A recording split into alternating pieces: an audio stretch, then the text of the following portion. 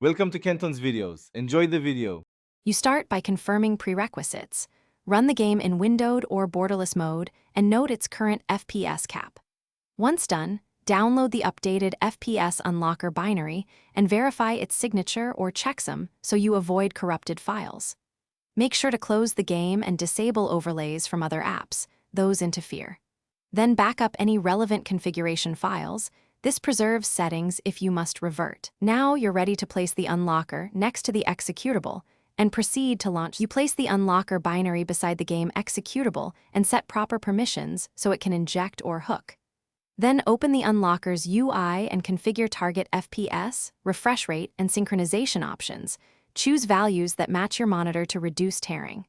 Once configured, launch the game through the unlocker. This ensures hooks apply at startup.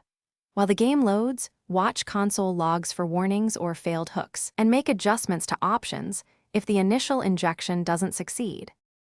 You finish by verifying the in-game FPS to confirm the unlocker worked. Use an on-screen counter and compare to your target. If the numbers are unstable, make incremental adjustments to caps or disable VSync. Sometimes matching monitor refresh cures stutter.